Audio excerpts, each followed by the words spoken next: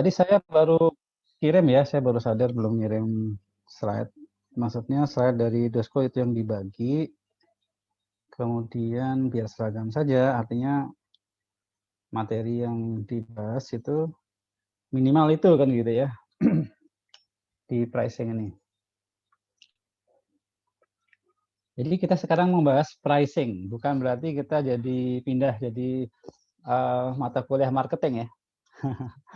Tetap perusahaan itu kan akhirnya menjual ya, produknya diproduksi kemudian dijual kan gitu. Jadi selama ini kita akan bicara cost itu spesifiknya di costingnya bukan? Artinya harga produk. Nah, harga produk itu tentu kalau kita review ya.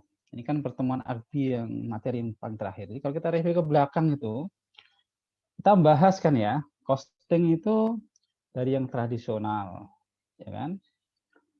Ada yang proses costing, ada order costing, terus ada yang macam-macam departementalisasi, ada yang awalnya aktual, kemudian normal, kemudian standar, begitu ya. Itu untuk mencari yang akurat. Ya, kalau tradisional kemudian ke ABC itu adalah mencari yang lebih akurat dalam menghitung biaya produk, kan begitu. Menghitung cost of product.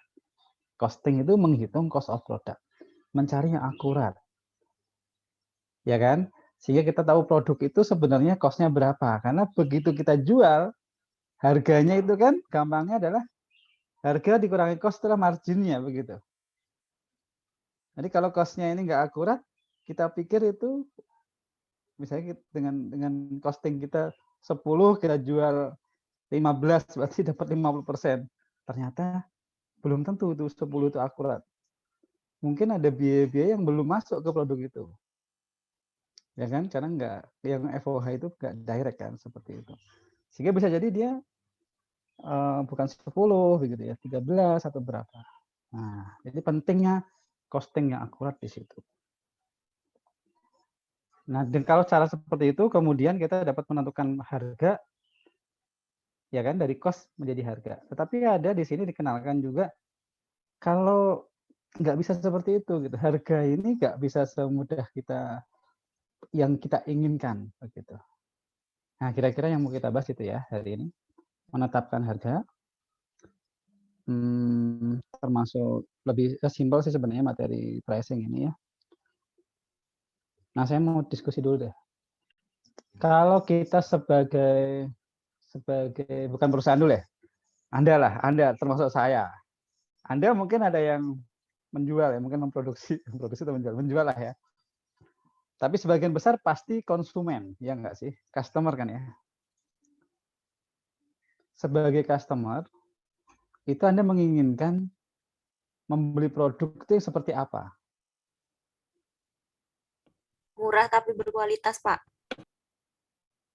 Murah tapi berkualitas. Oke. Murah tapi nggak murahan gitu ya. Murah tetapi bagus. Pasti setuju semua ya.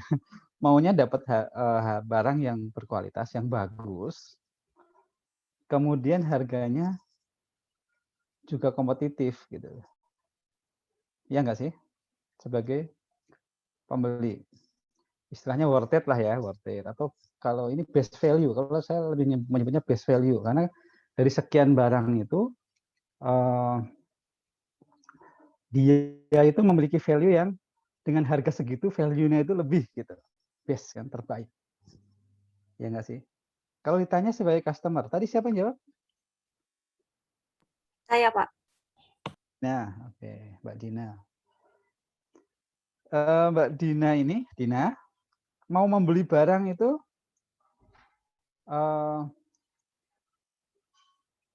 tadi bilangnya maunya berkualitas dan harganya murah. Ya. Sebenarnya Dina mau membayar tuh kenapa sih? Membayar suatu barang itu willing ya, mau membayar tuh kenapa? Karena sesuai dengan barang yang dicari, Pak. Sesuai yang dicari, betul juga sih. Yang dicari ya, oke. Jadi kalau customer itu kita semua lah ya, kita mau jual akan memikirkan apakah produk kita itu harganya sepadan dengan yang akan dibayar oleh customer. Jadi Dina dan yang lain mau membayar sekian itu, dia berpikir uang yang saya keluarkan itu sepadan nggak dengan yang produk yang kita dapatkan, kan gitu ya. Jadi pasti ada pemikiran, perceived value nanti dikenal ya. Nilai dari produk itu, kalau barangnya cuma begitu, masa harganya segini, nah, kan nggak mau ya. Selama ada pilihan yang lain gitu. Nah kalau harga segitu cocok nih, tetapi ada lagi nggak yang lebih murah kan gitu pikir ya. Punya seperti itu, tapi yang lebih murah ada nggak? Nah ini, jadi ditambah lagi sekarang, bukan dari sekarang, udah lama juga bahwa customer itu sangat sangat punya fasilitas untuk membanding-bandingkan harga, ya nggak sih? Kita sekarang kan bisa banding-bandingkan harga ya. Begitu mau nyari apa gitu, nyari yang paling murah di marketplace, akhirnya banyak. Tapi ya ini murah banget, yakin nggak ya? Gitu. Toko ini beneran nggak ya? Nah, itu baru. Ini toko ini reputasinya seperti apa gitu. Karena kalau kita nggak yakin juga kalau harganya terlalu murah. Oke, kita buka aja slide-nya ya.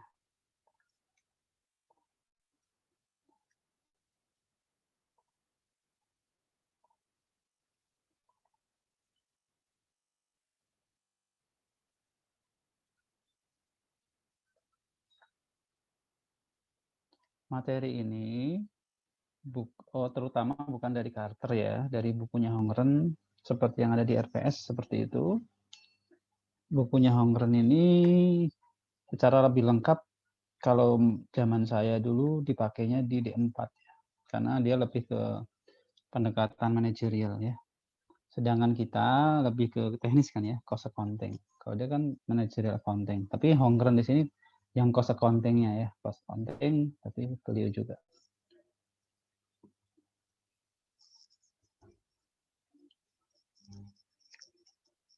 Nah, tentu kita sudah tahu kalau Pak Hongren ini ya, faktor yang mempengaruhi harga kan banyak sebenarnya. Banyak dong ya. Tetapi yang utama yang diangkat di sini adalah yang pertama dari internalnya, yang kita sebut tadi. Kalau kita bicara costing, menghasilkan cost, berarti ini internal kan. Dari cost itu, ya tentu mempengaruhi harga karena ada margin yang diinginkan perusahaan. Ya, perusahaan ingin tumbuh, pengen berkembang, kalau untung begitu ya. Jadi dari cost ini kemudian ditetapkan harga salah satunya ya, seperti itu. Bisa menjadi salah satu pertimbangan harga. Namun perusahaan harus melihat di lingkungan eksternal ya. Lingkungan eksternal di sini diberikan contoh terutama adalah dari tadi yang kita sebutkan pelanggannya dan pesaing kita, perusahaan-perusahaan yang menjual produk sejenis dengan kita. Itu menjadi kompetitor. Karena mereka juga memproduksi dengan spek yang mirip, barangnya mirip, speknya mirip, value-nya mirip, harganya berapa. Sehingga itu akan menentukan harga kita juga. Saya mau bertanya nih, sebenarnya bisa nggak sih kasih opini? Kalau kita hanya mempertimbangkan cost saja, saya perusahaan ini memproduksi suatu barang, cost-nya sekian, ya.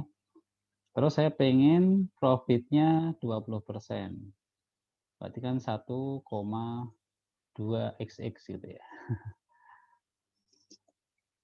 Bisa nggak sih kita menjual barang dengan cara seperti ini? Taruh di pasar?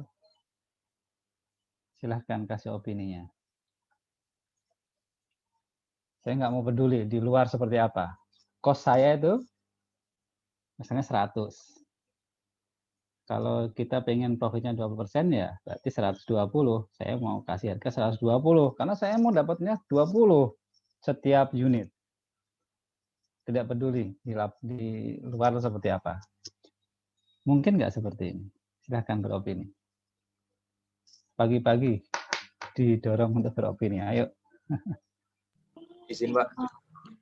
Silakan Mas Afan.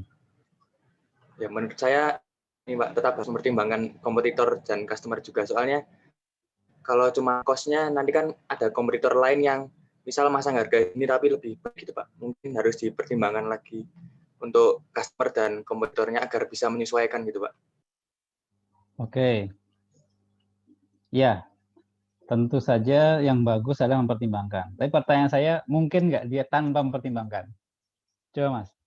Ini nggak mau gitu. Ya, kalau Anda apa makan, oke. Berarti apakah tidak mungkin? Jangan dong gitu. Atau dia Kalau mungkin nggak? Mungkin dalam kondisi seperti apa gitu. menurut saya sih mungkin saja Pak kalau perusahaan hanya ingin mempertimbangkan cost saja. Karena soalnya kan itu memang kondisi perusahaannya seperti itu Pak. Jadinya punya cost segini dan punya profit segini. Saya sih mungkin saja gitu Pak. Caranya mungkin ya, anything possible ya. Oke. Ya.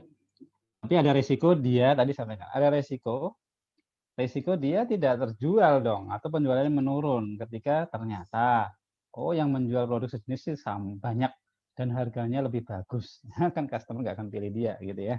Kecuali loyal banget. Nah, tapi kondisi apa yang memungkinkan yang seperti itu tetap bisa eksis begitu, tetap bisa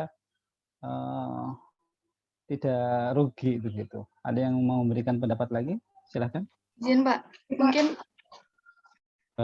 Siapa dulu tadi? Silvi, silahkan. pasar monopoli Pak.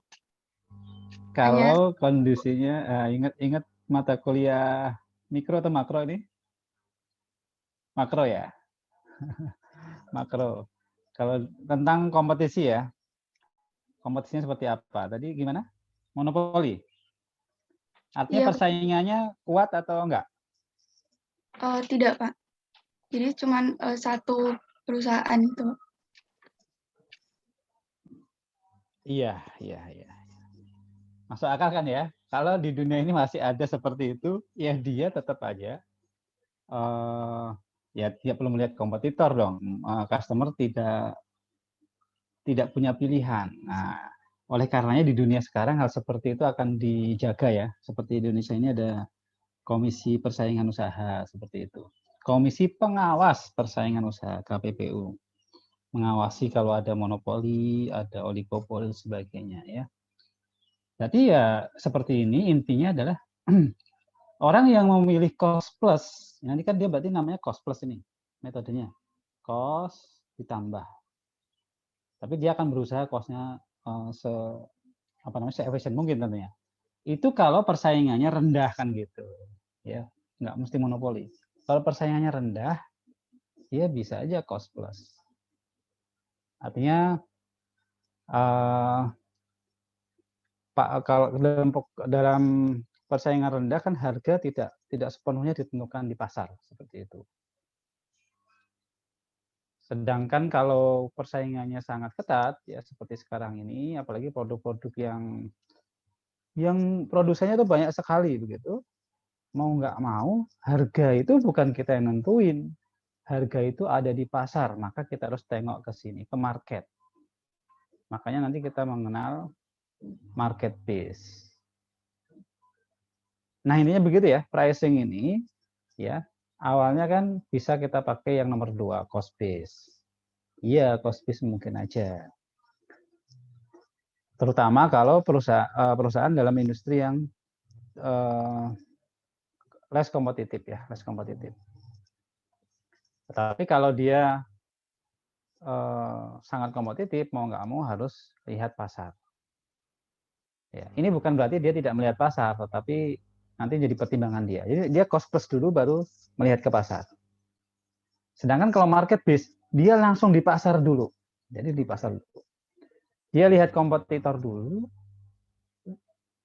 harganya seperti apa, produknya seperti apa, kita unggul di mana produknya, atau memang sama aja, harganya bagaimana, kira-kira mereka akan mengubah harga gimana. Kalau mau launching harga itu berapa kira-kira, kan dia setiap tahun ada lagi yang baru ya, seri yang baru dan seterusnya. Terus ke customer, kalau saya memberikan produk seperti ini, customer akan menghargai berapa sih? Nah, jadi riset pasar. Jadi riset dulu nih market base. Riset. Dari riset itu ditentukanlah harganya sekian oleh pihak marketing. Yang riset kan pihak marketing, bukan kita ya, bukan di cost accounting. Harga sekian. Terus mundur berarti. Kita menginginkan profit berapa, marginnya berapa. Di sini diserahkan markup ya. Markup di sini margin berapa. Maka dikurangin markup itu adalah cost-nya. Jadi cost-nya menjadi target costing. Cost-nya sudah ditentukan. Produk kita cost-nya harus sekian. Seperti itu. Oke, saya nggak perlu jelasin ini ya, dibaca sendiri. Intinya seperti itu, sehingga sekali lagi ada cost base, kemudian nanti ada market base. Ya. Kalau di slide ini disebutkan nih beberapa perusahaan yang beroperasi pada less competitive market. Tapi saya nggak yakin juga nih, apakah yang seperti ini sekarang masih less kompetitif. Ini kan dibuat di tahun berapa nih? Laptop, handphone, kayaknya kompetitif banget ya. Tapi kalau jasa ya, jasa mereka nentuin ya harga ya. Jasa konsultasi, jasa hukum, reputasi mereka. Jadi mereka tuh yang dibutuhkan, mereka bisa nentuin cost plus begitu. Ya kan? Yang less kompetitif tadi bisa pakai cost plus. Bisa pakai cost plus. Tetapi dia plusnya berapa ditentukan oleh kira-kira customer bagaimana ya. Nah, kompetitor tidak terlalu dilihat nih. Jadi willingness to pay-nya customer. Jadi cost plus itu lebih kepada harga kita, kemudian customer kira-kira akan merespon harga kita, harganya berapa. Jadi kalau kita terlalu tinggi, dia kemungkinan akan membuat produk ini tidak terjual. Ya.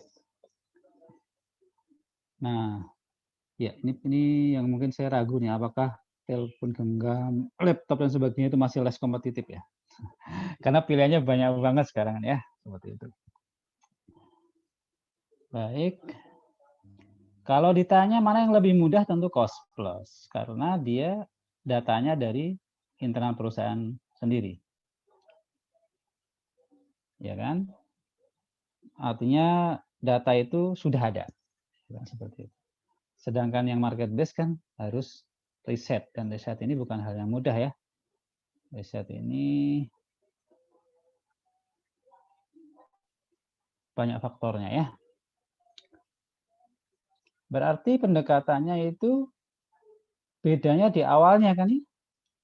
Kalau yang cost plus tadi melihat harga kita dulu.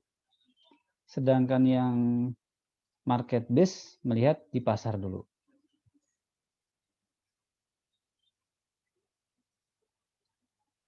Yang cost plus dari harga kita, saya ulangkan harga kita, kemudian mempertimbangkan keinginan pelanggan. Kalau yang market base di pasar dulu, maka disebut nanti target price ya. Harga di pasar berapa? Baru marginnya, kemudian mestinya cost kita berapa menjadi target cost dibandingkan dengan biaya saat ini. Kalau harga saat ini, biaya saat ini, cost kita saat ini lebih tinggi, berarti harus ada upaya untuk menurunkannya. Itulah yang disebut dengan value engineering nanti ya. Oke, mungkin ada yang ingin komentar sebelum masuk lebih detail ya ke market base-nya. Silakan.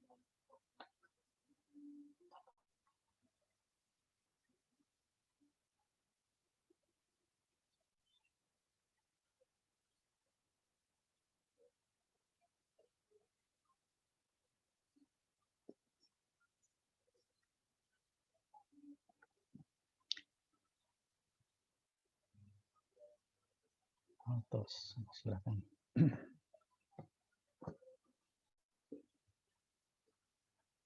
Kita mulai ya sesuai dengan di slide ini market base dulu ya. Market base, jadi dimulai dari pricing-nya itu target pricing. Sehingga cost-nya disebut target costing. Jadi kalau ada istilah target costing, itu penetapan harganya berdasarkan target harga yang sudah dibuat, target pricing. Dikurangin dengan marginnya seperti itu. Ya kan, dimulai dari target harga, ya, target pricing tadi.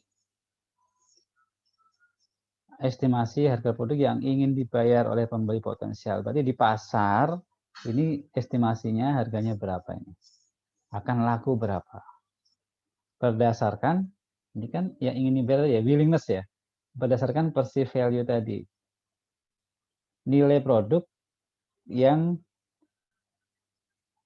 dinilai oleh pelanggan ya, yang diinginkan, yang dibutuhkan oleh pelanggan. Oke. Jadi kita kan begitu ya, kalau mau beli ini pantasnya berapa sih gitu. Itu perceived value. Dapat perceived value ya itulah harga yang ingin dibayar oleh pembeli kita. Dapatkan itulah yang disebut dengan target pricing. Oke. Nah, seperti tadi disinggung bahwa market base ini harus mempertimbangkan kompetitor, bukan hanya mempertimbangkan customer ya. Di sini disebutkan ya, kompetitor itu juga akan perang harga gitu. Dia mempertaruhkan harga yang lebih murah. Kita sering melihat kan ya perang harga. Ditambah lagi kenapa penting sekali menentukan harga dengan tepat ya, karena kalau salah ini kalau kesalahan penetapan harga bisa kehilangan hal-hal seperti ini. Terlalu mahal ini seperti itu kan. Atau terlalu murah makan, terlalu murah. Jadi malah melihatnya ini nggak yakin gitu ya. Ini karena produk sekarang ya life cycle-nya lebih pendek, betul nggak? Terutama elektronik lah ya. Artinya dalam setahun muncul lagi seri yang baru. Yang sudah di launching kita awal, itu paling setahun akan muncul yang baru. Artinya apa? Orang akan beli yang barunya kan, seri yang baru. Seri yang lama kan dipakai oleh yang beli yang lama. Apakah dia mau upgrade lagi atau tetap seperti itu? Tapi kalau yang mau beli baru tentu yang seri yang barunya. Ya. Life cycle-nya pendek sekali. Ditambah ini tadi. Nah, memang kita bahas penetapan harga, jadi ngomongin seperti materi marketing ya, memahami pelanggan, memahami kompetitor, pentingnya harga seperti apa ya. Oke, tetapi ini dalam rangka mau menentukan yang disebut target pricing tadi. Nah, bagiannya kan bagian marketing, bukan bagian kita. Oke.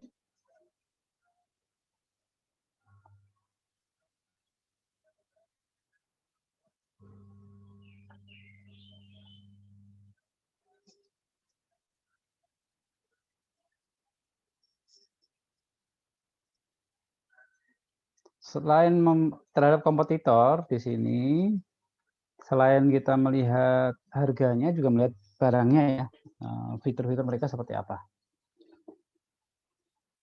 Karena mereka akan akan bereaksi juga ya penetapan harganya ke depan. Nah, langkah-langkahnya seperti ini. Jadi kita sudah bahas secara umum bahwa dimulai dari riset seperti itu ya. Riset. Nah, dari riset itu kita dapat feedback pelanggan dan informasi produk kompetitor. Nah, case ini adalah sebuah perusahaan yang memiliki beberapa produk. Salah satu yang kita bahas adalah produk ini ya, Pro Value. Kalau nggak salah PC deh. Di slide saya yang satunya PC kalau salah.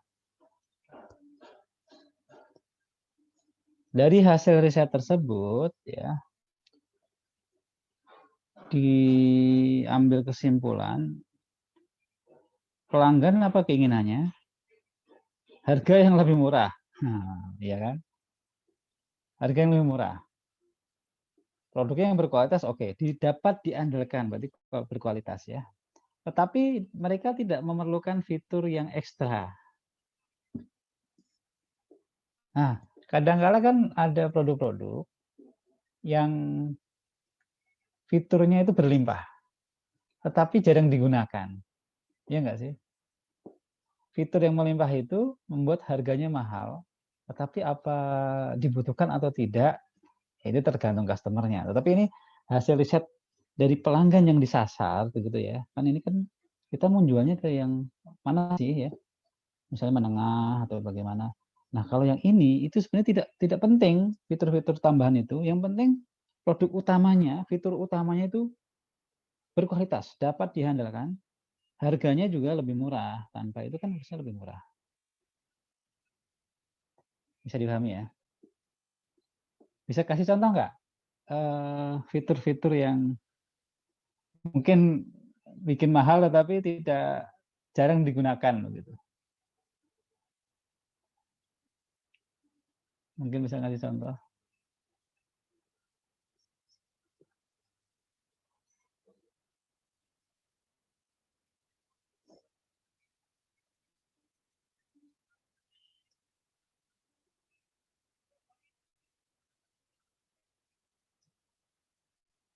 Kalau HP apa misalnya?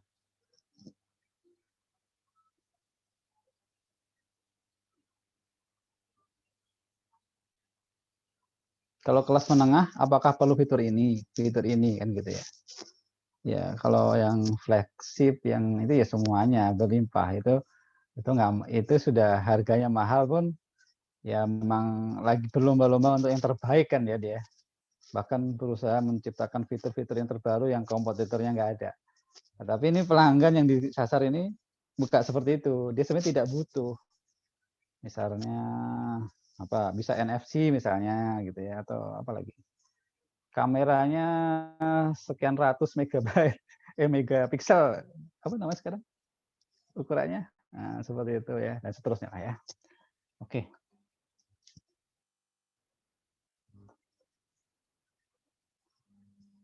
Oke, kita lanjut ke simulasi di sini. Jadi pro value ya kondisi saat ini dijual $1.000.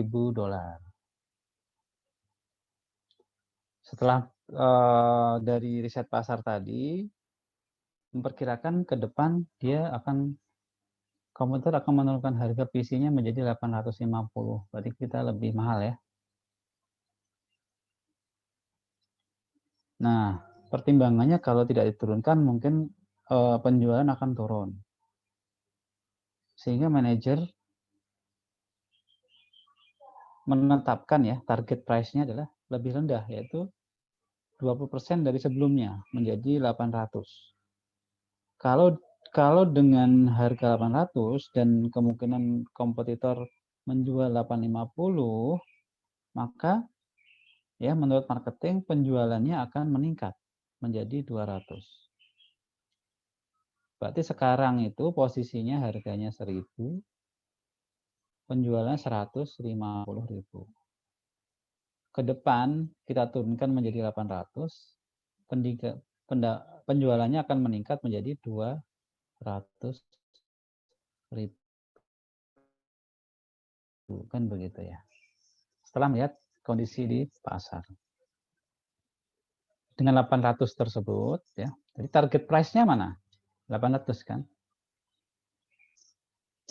Pertanyaannya cost kita nanti jadi berapa? Ya kan? Cost kita harus bisa membuat produk ini dengan harga pokok berapa? Jadi target costingnya. Jadi setelah tadi riset di pasar, kemudian kita target price, harganya sekian menurut risetnya pasar, menurut marketing, menurut direksi seperti itu, harganya 800. Oke. Kita target operating income-nya markup-nya berarti ya. Ya, bukan markup sih karena bukan cost plus. Kita maunya punya operating income 10%. 10% dari penjualan kan ya. Nah, penjualannya tadi kan kalau harganya 800 dapat dijual 200.000. Berarti 160 juta. Income-nya 10%-nya 16 juta. Per unit berarti dibagi lagi dengan 200 dapat 80 Itu income-nya. Harga 800, income-nya per unit 80, inilah harusnya cost-nya. Jadi untuk mendapatkan income 10% atau $80 per unit, maka cost-nya, target cost, itu adalah $720. Enak aja kan tadi menentukan target price 800 kita turunin. Nah, tapi kan kalau 800 cost kita berapa? Nah, karena kita pengen 10%, ya sebenarnya 8 kali 9 aja ya. Ya enggak, 10%-nya kan 0,9 kan, 0,9 kali 800 kan hasilnya 720 kalau mau simpel ya. Karena pengen 10%, maka dengan harga 800 ya kita harus menjual cost-nya 720, yaitu 100 kurang 10% kali 800. Ya, seperti itu, 720. Nah, sementara cost yang sekarang berapa?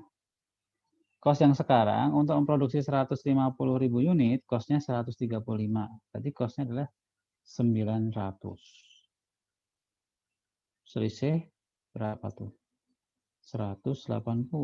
Harus menurunkan biaya sebesar 180. Kalau mau untungnya tetap 10%. Kalau mau menjual $800 dan untungnya 10%, cost-nya harus 720. Sementara sekarang 900. Berarti harus menurunkan $180. Kan bukan hal yang mudah ya. Oke. Itulah yang kemudian disebut dengan value engineering. Ya. Cost-nya dianalisis, dilakukan value engineering. Ya. Saya ulang lagi seperti ini, ya.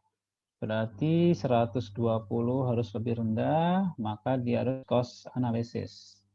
Dia harus mengurangin, tapi harusnya tanpa mengurangi kualitas, kan nggak mudah. Kalau hanya mengurangin sih bisa saja, tapi customer akan melihat ini yang dikurangin fitur-fitur yang dia inginkan gitu. Jadi harganya kok lebih rendah tapi kualitasnya lebih rendah ya.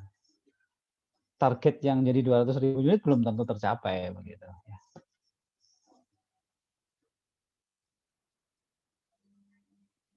Oke, ini seluruh value chain, tetapi kita fokusnya di rantai nilai ya, tapi kita di proses produksinya ya, cost accounting kan di harga produksi.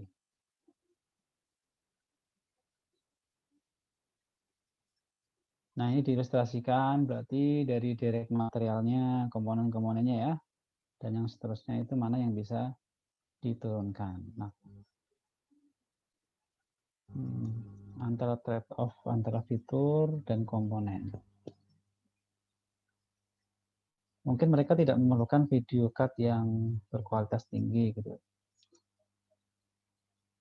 Jadi mana yang akan diturunkan? Nah, ini disebut value engineering ya, di mana perusahaan memisahkan cost yang value added dan cost yang non value added. Yang bisa diturunkan, bisa dieliminasi adalah yang non value added. Mestinya begitu. Karena kalau value added, biaya yang memang memberikan nilai tambah ke produk itu dikurangin, itu mengurangi kualitas. Sehingga perceived value-nya pelanggan ya akan turun juga, harganya nggak segitu. Gitu. Ya. Nah, bisa dibaca di sini. Value added, cost yang jika dieliminasi akan mengurangi di situ kegunaan aktual menurut persepsi pelanggan. Ya kan? Fiturnya itu penting gitu ya. Kualitas apanya lagi, bahan bakunya bisa juga ya. Nah, kalau di perusahaan HP ini, perusahaan HP, ponsel ini kadang-kadang mereka bikin beberapa versi kan ya. Misalnya Samsung Note gitu ya, Note 10 ada versi yang light gitu, ada versi. Nah, artinya orang yang tidak terlalu memerlukan fitur-fitur seperti yang mahal itu ada versi yang ringan ya, light gitu. Tapi dia fitur utamanya tetap. Note Light itu misalnya dia tetap kan, yang pengen apa? Dia ada pennya gitu, ada stilusnya. Fungsi stilusnya nggak berkurang, sama saja dengan yang versi utama. Tetapi dari sisi desain, materialnya kelihatan beda ya. Beda kan, kalau yang bukan Light itu kelihatan memang dilihat dari fisiknya aja produk yang keren banget gitu. Nah, yang Light itu jadi kelihatan turun begitu, turun dari sisi ini. Tapi isinya bahkan yang lebih penting isinya, tapi harganya tuh selisihnya begitu banyak ya, sekian juta seperti itu. Oke. Contoh dari non value added kan yang bisa dieliminasi tadi memang eliminasi $120 loh. Berarti dia harus berusaha mengeliminasi yang non value added. Yang kalau itu dikurangin itu tidak mengurangi persepsi pelanggan gitu. Nggak apa-apa gitu ya. Dia yang diinginkan nggak itu kok. Ya dia butuh barang itu kalau nggak ada nggak apa-apa gitu. Nah, cost-cost seperti cost rework dan yang cost of quality lah ya. Cost of quality itu semuanya adalah non value added sebenarnya. Kan pelanggan tidak pernah melihat bahwa untuk membuat produk itu dia perlu diinspeksi, perlu dicek, perlu di ini dan sebagainya. Nah, tetapi itu juga tetap ada value added sebenarnya. Tanpa itu kualitasnya kan tidak terjaga. Maka ketika kita memisahkan yang value added dan non value added, maka ada yang gray area. Ini gray area.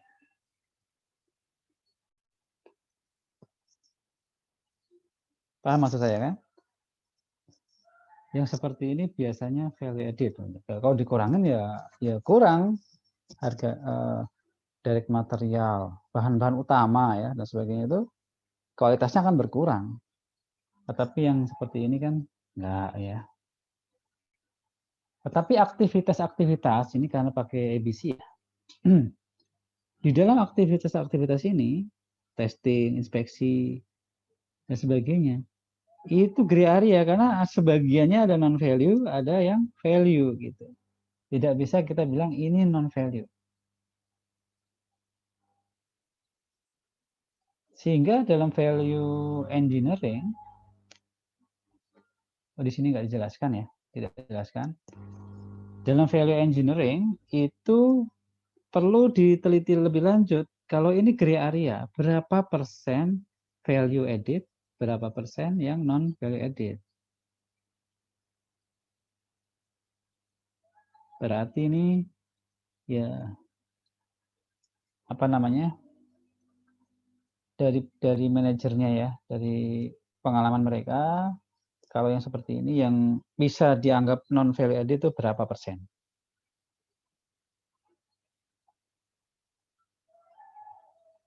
Sehingga ketika kita tahu berapa persen itu maka bisa dikurangin dari biaya-biaya itu, seperti itu. Nah, itu proses dari value engineering, tapi di sini tidak dibahas karena mungkin ya kalau case itu yang dibahas itu butuh waktu yang panjang sehingga fokusnya mungkin bukan di situ untuk materi pricing ini ya. Kita cukup paham bahwa dalam market bis prosesnya seperti ini. Dimulai dari menetapkan dari riset, kemudian menetapkan harga, target income-nya berapa, dapat target cost, kemudian kita tahu berapa cost yang harus diturunkan. Cost yang diturunkan itu berarti harus dianalisis biayanya. Analisis itu adalah melakukan value engineering dengan memisahkan value added cost dengan non value added cost. Seperti itu. Oke, tidak ada contoh di sini dan saya lihat di latihan yang diminta itu juga tidak ada yang tentang value engineering. Ini menjelaskan tentang kapan waktu yang terbaik untuk memanage. Yang masih bisa kita gunakan waktunya adalah sebelum cost-nya terjadi ya tentu saja. Kalau sudah terjadi kan lewat. Tapi juga sebelum cost itu dikunci, login. Bisa jadi belum terjadi, tetapi dia sudah di reserve, dicadangkan, sudah terkomitmen, ya kan? Di sini karena ada suatu keputusan bahwa biaya ini untuk ini, jadi sudah nggak bisa di manage lagi. Kalau di akuntansi pemerintah kan dia sudah ada komitmen ya, sehingga pagunya nggak bisa dipakai yang lain. Itu yang disebut dengan lock-in cost. Oke. Kalau nggak ada yang tanyakan, kita langsung lanjut kepada yang cost plus ya. Pricing dengan cost based approach. Itu disebut cost plus ya. Cost plus markup-nya. Gitu aja. Intinya adalah kita tahu cost kita berapa, maunya markup berapa. Markup-nya dari apa begitu. Oh iya. Kalau di slide saya yang saya posting di GCR itu kita bicara dulu bahwa pricing ini itu asumsinya adalah keputusan long run, jangka panjang. Ya kan? 1 tahun lebih begitu. Kalau yang kita bahas sebelumnya di chapter sebelumnya, this is differential cost, itu adalah jangka pendek. Ya kan? Karena kita menentukan keputusan hanya untuk itu. Misalnya ada order khusus, ya kan? Harganya boleh segitu. Membuat atau ini ya, itu. Nah, sedangkan harga ini adalah berlaku semuanya, long run ya. Ini harga. Maka biasanya kita gunakan ya full cost kalau apa namanya? Jangka panjang. Menetapkan harga ini tidak bisa mengabaikan fixed cost-nya kan, karena ini semuanya, semua produk dari nol sampai ini kan. Harga yang kita tawarkan di pasar. Berarti dasarnya adalah full cost.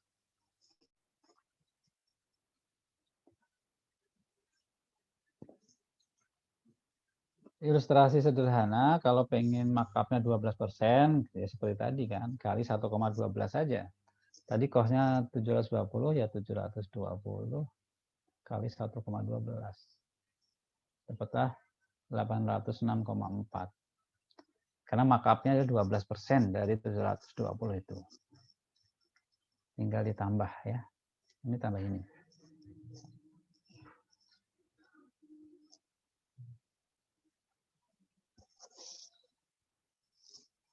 Nah, markup sekian itu 12%. Itu biasanya perhitungannya berasal dari tingkat pengembalian yang diinginkan. Biasanya ya. Untuk memenuhi targetnya kan yang diinginkan. ROI-nya yang diinginkan berapa? Ya. Sehingga nanti dalam contoh-contoh soal termasuk di soal UAS tahun lalu itu diketahui bahwa ROI-nya diinginkan sekian persen, ya, sekian persen. Sehingga kita bisa menghitung nanti operating income-nya. Kalau diketahui berapa nilai investasinya, invested capital. Ya kan?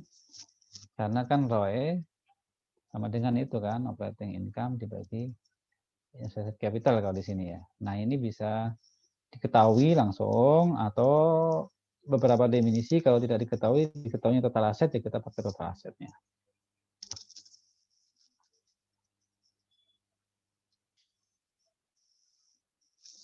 Nah, disimulasikan di sini dari investasi 96 juta diharapkan pengembaliannya 18%. Ya kan? Berarti income-nya berapa? Dikalikan saja 96 juta kali 18%. Target income 17.280.000.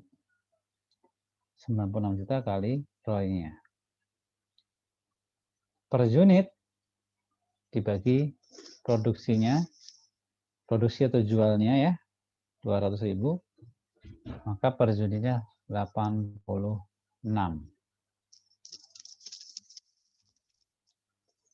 income.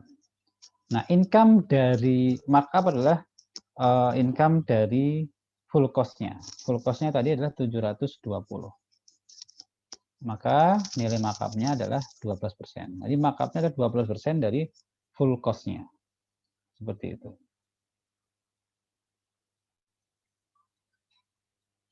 Bisa dipahami ya? Ini tinggal dibolak-balik saja sih. Di sini menjelaskan bahwa 12% ini didapat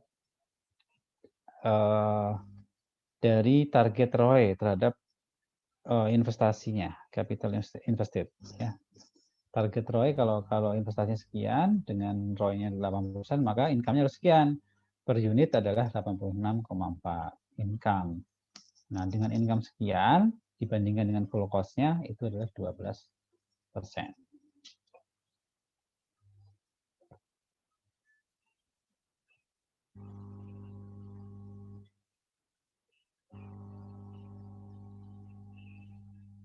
Itu saja sebenarnya. Kemudian diberikan alternatif cost plus method ya.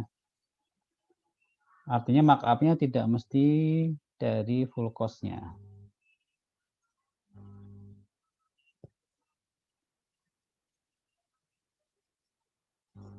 Kalau dari full cost tadi yang paling bawah ya kan, estimated cost-nya kan sekian, maka dengan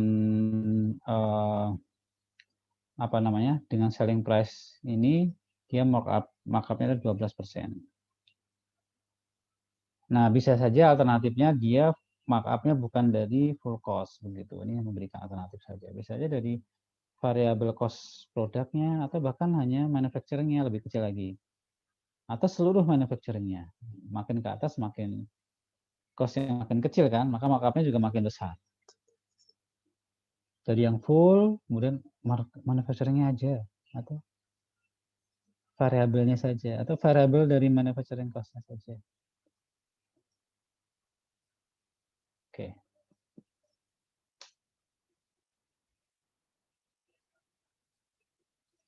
Ini menjelaskan ya tadi.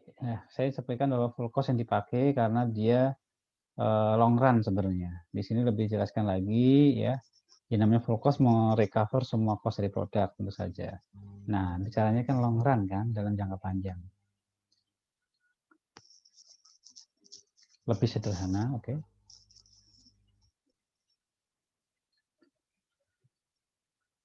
Nah, ini membandingkan cost plus dan target. Jadi kalau kita sudah bicara tadi, target costing seperti apa, cost plus seperti apa. Nah, kalau kita pakai cost plus, kan kita awali dari cost dulu. Baru kemudian ke pasar. Habis ke pasar, kita balik lagi cost-nya diturunin. Jadi terjadi seperti bolak-balik saja kan. Ini mengilustrasikan seperti itu. Ya. Kalau cost plus, kita cost-nya awalnya sekian, 750. Terus di markup kan plus 12%. Jadilah harganya sekian. 750 kali 112%. Cost plus. Kemudian baru ngelihat ke pasar. Ternyata harga segitu itu tidak bisa berakibat penjualan menurun lah misalnya gitu ya, karena kompetitif sehingga harus dikurangin. Akhirnya kan pakai target pricing juga bolak-balik kan. Nah, setelah harusnya 800, maka cost-nya harus dikurangin kan. Harus didesain ulang cost-nya, value engineering. Re-engineering kan gitu, value engineering. Didesain ulang sehingga cost-nya itu menjadi 720, bukan 750. Dari 750 menjadi 720. Berarti kan ini disebut bolak-balik ya, cost plus ke sana balik lagi seperti itu. Sehingga kalau langsung ke market base kan tidak seperti itu, langsung aja ke pasar gitu. Dia mengurangi proses ini. Ya kan? Karena kita langsung dapat target pricing, kemudian target cost dan seterusnya. Nah, seperti itu ya.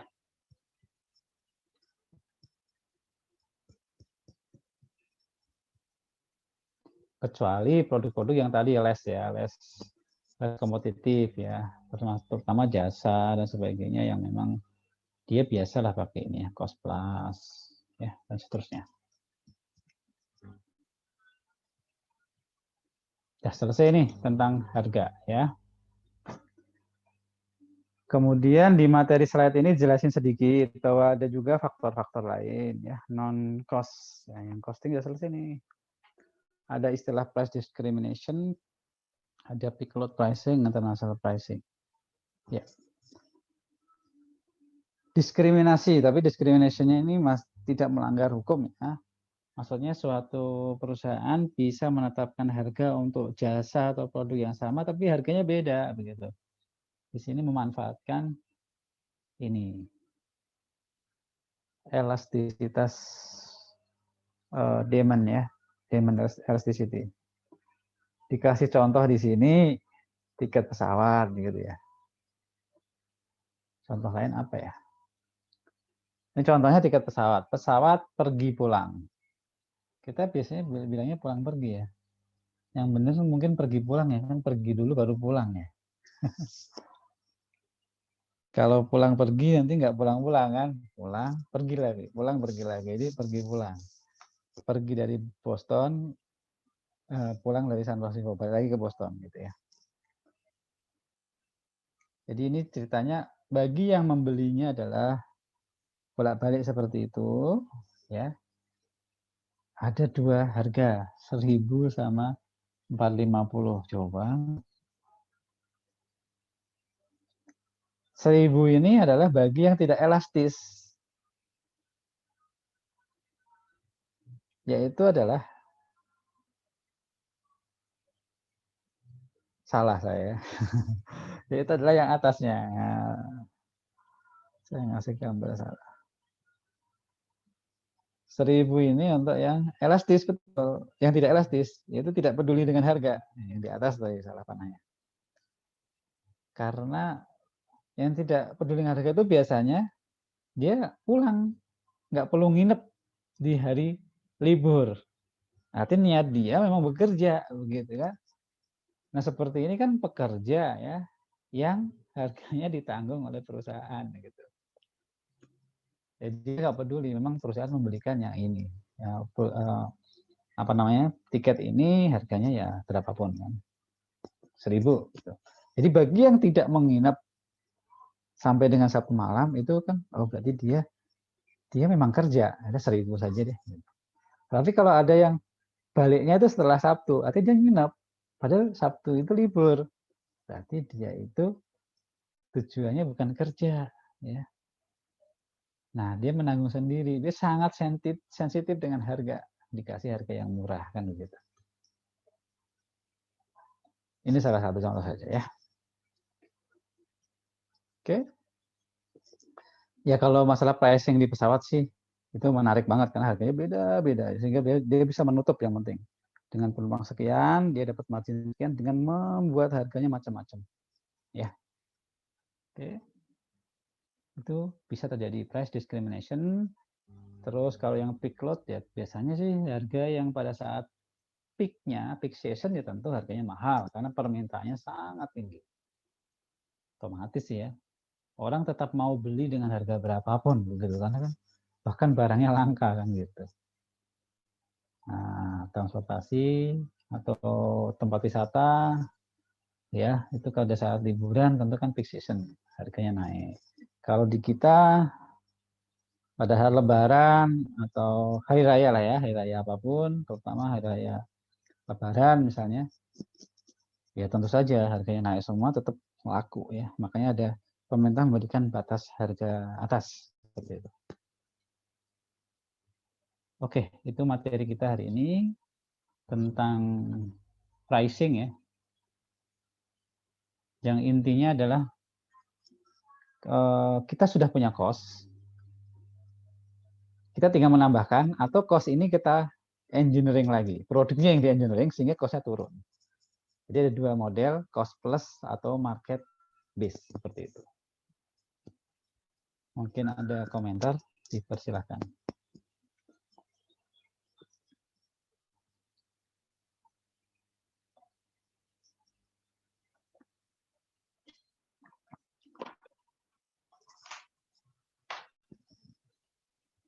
Nanti kita kuis ya. Ini materinya simpel kan ya. Langsung kuis pricing ya. Ada latihan-latihan yang di slide itu. Hongren. Kita coba nanti untuk dibahas 1 atau 2 ya. Oh ya, kita bahas aja dulu ya. Nggak ada pertanyaan. Kita lihat dulu aja soal tahun lalu ya. Nanti kita bisa dapat gambaran pricing itu yang keluar seperti apa.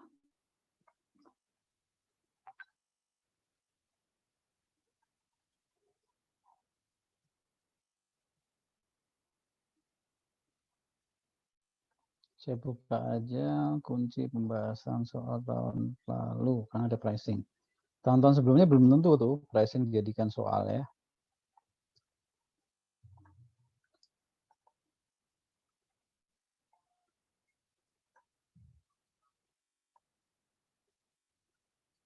Sudah tampil ya soal pricing. Kayaknya di slide yang saya share, yang punya Dosko juga di copy deh di slide-nya ada.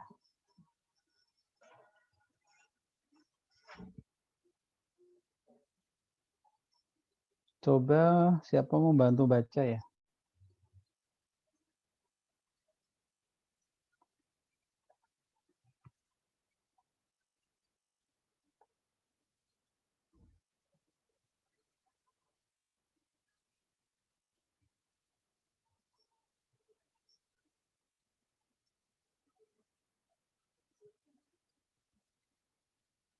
Niken ada? Niken?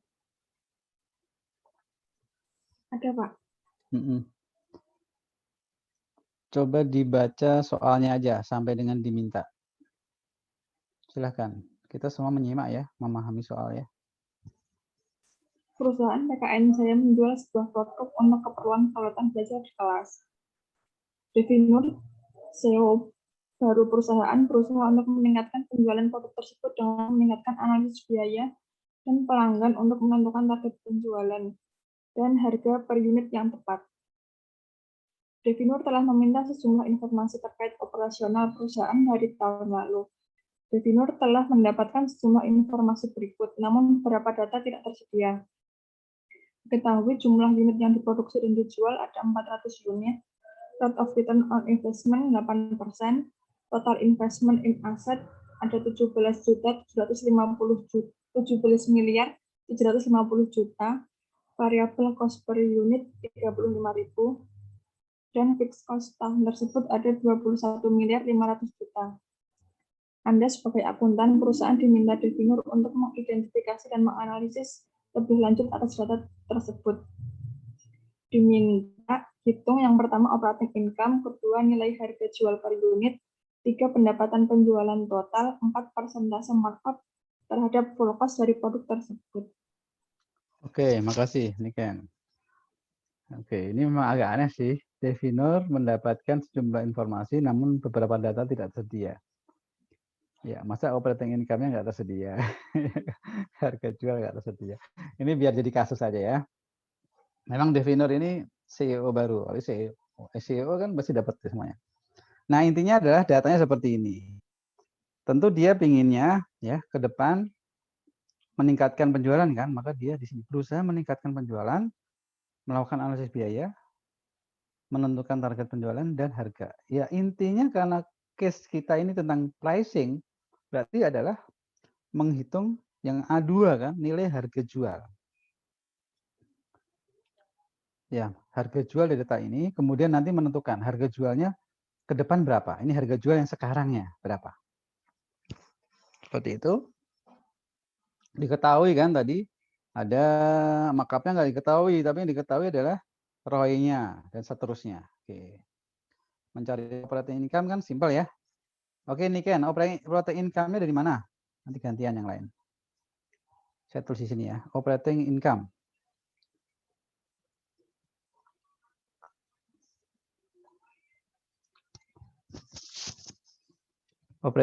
Operating income berapa dari mana? Dari investment dikali ROR, Pak.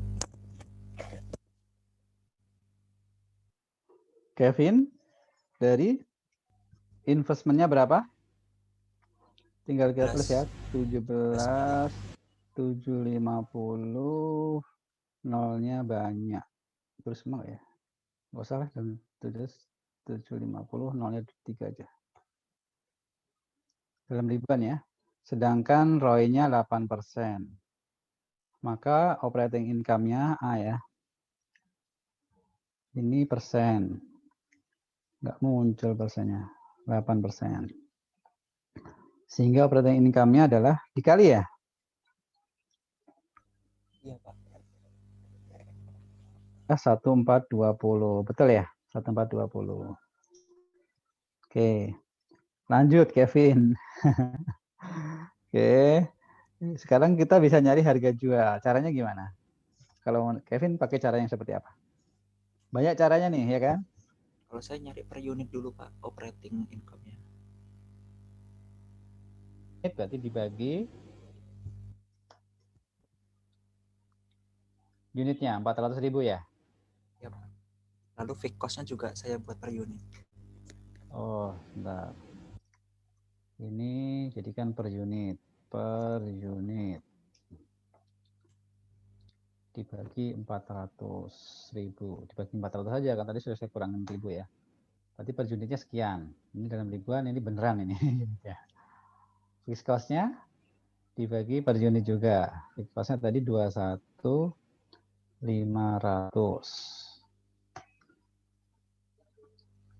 Dibagi 400 gitu ya?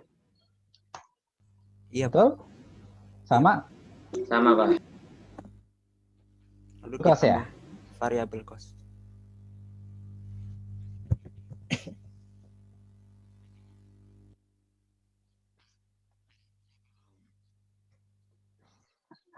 Variable dulu, variable per unit. Berapa variable per unit?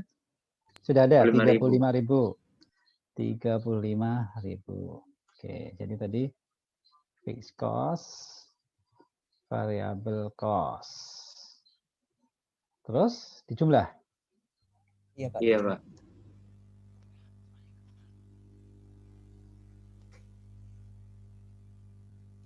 Operating income kan?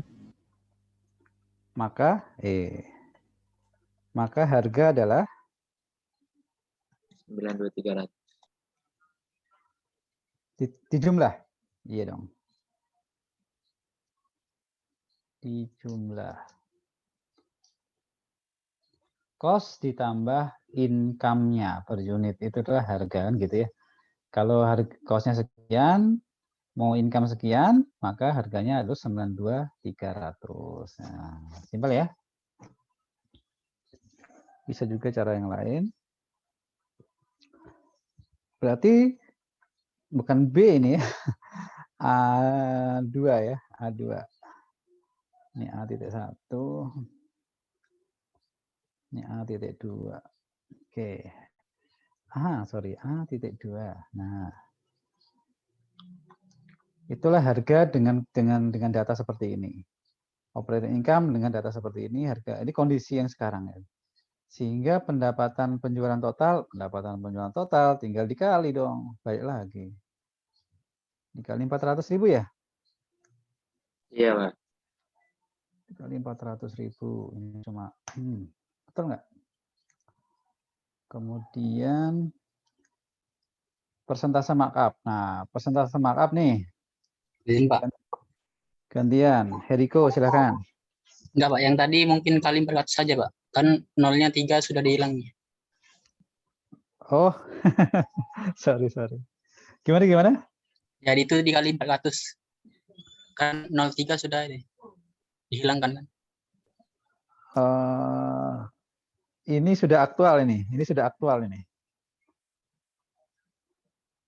Ini saya mau untuk mudah aja. Ini kan dalam ribuan, tetapi waktu membagi saya udah kurangin kan. Maka ini hasil harga itu yang benar nih, harga aktual. Ini penjualan aktual, tapi kalau mau penjualannya dalam ribuan dikurangin 0,3. Oke, betul. Ini aktualnya ya, betul nggak? Betul, Pak. Benar, Pak. Lanjut, Heriko. Persentase markupnya gimana? Yang A4.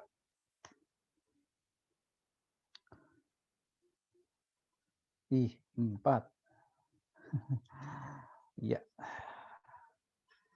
Ini mendingan di ini aja. Nah,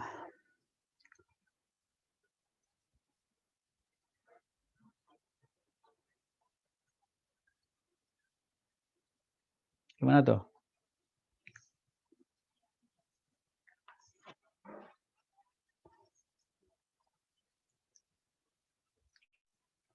Persentase, ditanya persentase markup terhadap full cost. Berarti kan income-nya itu berapa dari full cost gitu aja kan ya?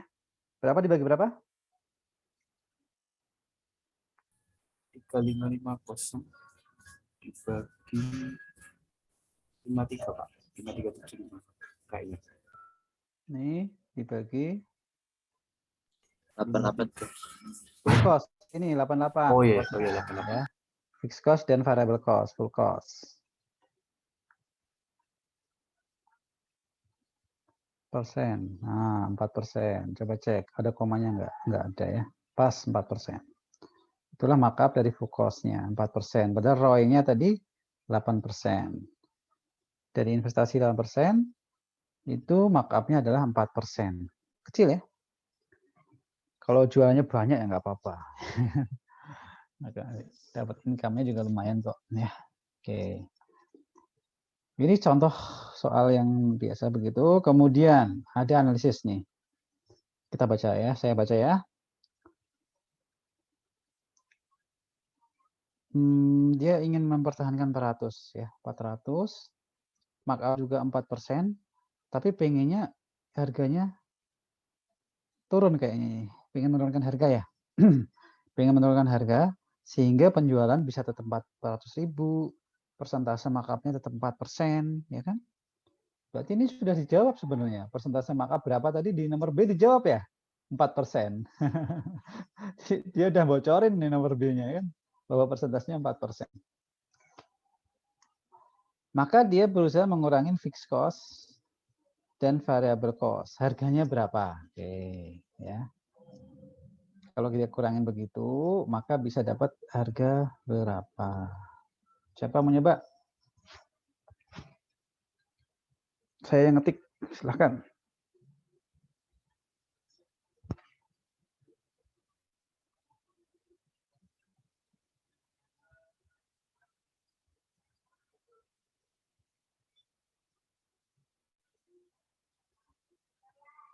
Izin Pak. Siapa nih? Gabriel. Siapa? Oh, Gabriel. Yo, Mas, silakan. Kalau dari saya sih itu Pak, apa namanya? Analisis dulu Pak yang dikurangin itu. Berarti ada kos-kos baru ya? Iya Pak. Jadi fixed cost kan tadi dari 21 miliar 500 juta. Nah, Ini dikurangi, awalnya. ya. Berarti adalah 21.000 ini ya, dia. Iya Pak. Dikurangin 2.250.000. 50.000. Oke. 2250 dalam ribuan nih saya. 2250 1 2 3. Segini. Bukan Pak. Harusnya 2250. Iya Pak, benar Pak. Bener kan? Dalam ribuan tapi ya. Iya. Oke. Kemudian variabel ya. Variabelnya Pak. Ada cost yang baru. Dia disebutkan di situ apa? Dikurangin juga. Oke. Per unit tapi. Gimana tuh? Di variabel cost sebelumnya kan juga per unit Pak. Jadi ya tinggal 35.000 dikurangin 3.000 jadi 32.000. 35.000 dikurangin 3.000. Ini per unit. Berarti ini mau dijadikan per unit juga? Iya Pak. Dibagi dengan 400.000. 400.000. Nah, biar sama. Ini 400 kan ya. Oke. Nah, Berarti terus habis itu cari itunya Pak, itu full cost per unitnya. Itu tinggal ditambah aja Pak. tambah. Iya. Salah. Aduh. Nah, full cost. Habis itu apa namanya, nyari OP per unit ya Pak. Makanya tetap 4% katanya ya. Iya Pak. Full cost-nya berarti dikali 4%. Atau langsung aja kali 1,04 gitu ya. Nah, sama aja sih. Berarti harganya adalah ini. Setuju dengan Gabriel?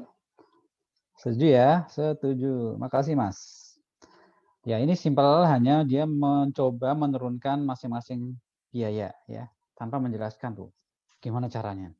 Oh saya bisa nurunin fixed cost-nya sekian, maka harga barunya adalah fixed cost barunya sekian per unitnya ini. Variable cost-nya pun diturunin. Oke, maka ya namanya cost-nya turun dengan markup yang sama, kita dapat harga yang baru. Nah, harga lama tadi 92 menjadi 93. Wah, lumayan nih. Makanya dia yakin tetap bisa menjual 400.000 unit di tahun berikutnya ya. Di periode berikutnya dengan harga yang lebih murah, markup-nya tetap akan dapat sama begitu. Oke. Kemudian ada pertanyaan mungkin yang lain? Kalau nggak ada kita lanjut yang C.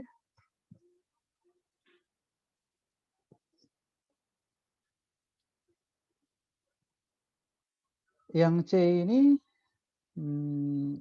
ngikutin yang B tadi, dikurangin fixed cost, jika dikurangin variable cost, ternyata perceived value-nya customer turun gitu. Maka dia nggak 400.000 lagi yang terjual kan, orang nggak loyal di situ. Bahkan ya mungkin ada yang baru tapi yang lama nggak beli gitu atau gimana lah ya. Intinya penjualannya turun. Itu menunjukkan bahwa variable cost-nya menyebabkan penurunan kualitas lah begitu ya. Ada variable cost kan biasanya dia value added ya. Harus hati-hati di situ. Nah, pertanyaannya kalau kondisi B itu menyebabkan penjualan turun 5%, berapa operating income atau loss? Oh, hanya menghitung ya. Hanya menghitung saja berapa kemudian income atau loss-nya. Berarti gantian, siapa mau menghitung? Silakan.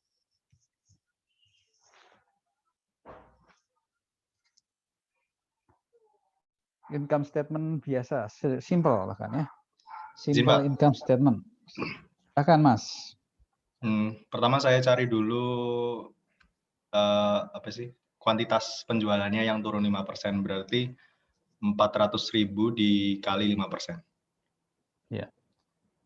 Unitnya ya jadi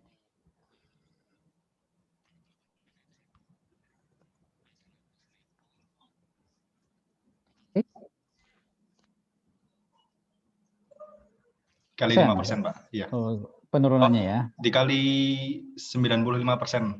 Sama aja. Ya. Nah, kemudian dicari revenue-nya, sales revenue-nya berarti pakai harga yang B ya, Pak. Pakai harga yang B berarti 83.330 itu ya. Dikali 380.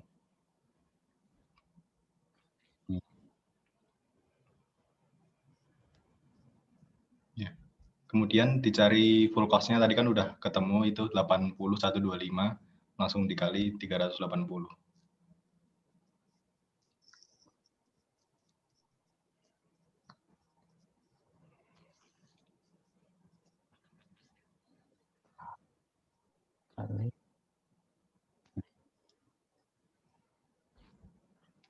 Boleh seperti itu sehingga benar nggak nih?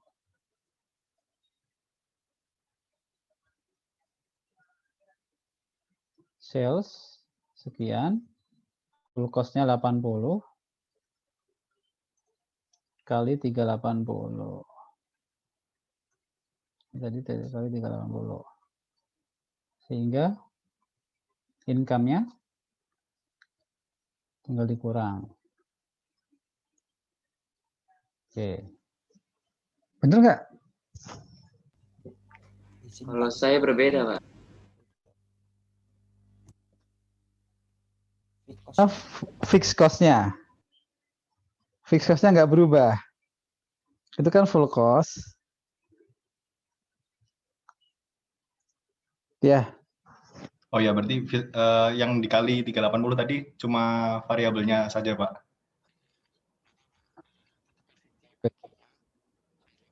oh,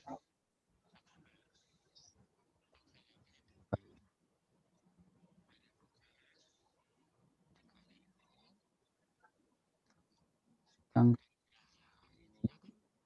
tetap ya kan kondisinya kondisi 2. Jadi dengan kondisi poin 2 ya turun. Kondisi 2 itu variabel fixed cost-nya adalah hanya turun sekian kan. Jadi tetap balik ke sini.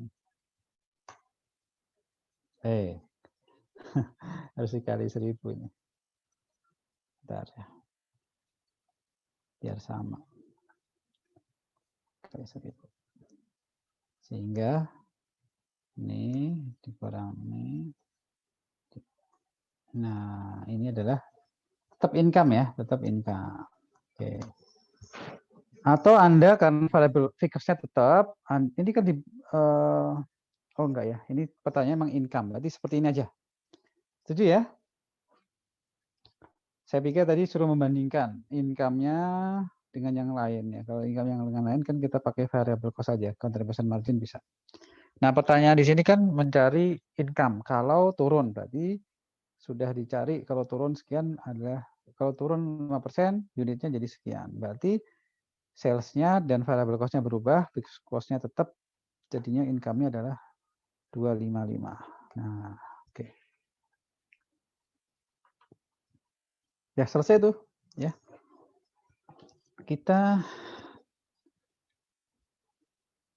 bisa break dulu. Nanti saya kasih soal yang di slide aja, yang mana yang untuk latihan.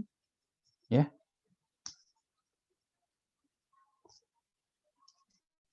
Kemudian nanti jam berapa nanti saya kasih tahu, karena sambil tambah dengan latihan ya. Untuk kita bahas, saya pikir cukup dibahas di grup WA ya. Jadi kita cukupkan sesi Zoom-nya ya. Kecuali sebelum saya cukupkan, mungkin ada yang mau didiskusikan dulu.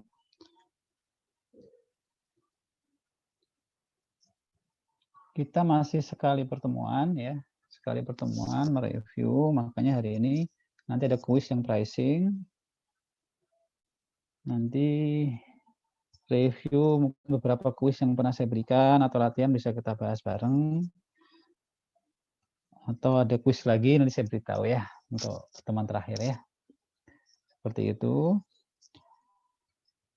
Hari ini kita tadi membahas ya sebagai perusahaan kemudian bisa menetapkan harga baik dengan marketplace maupun cost plus seperti itu ya.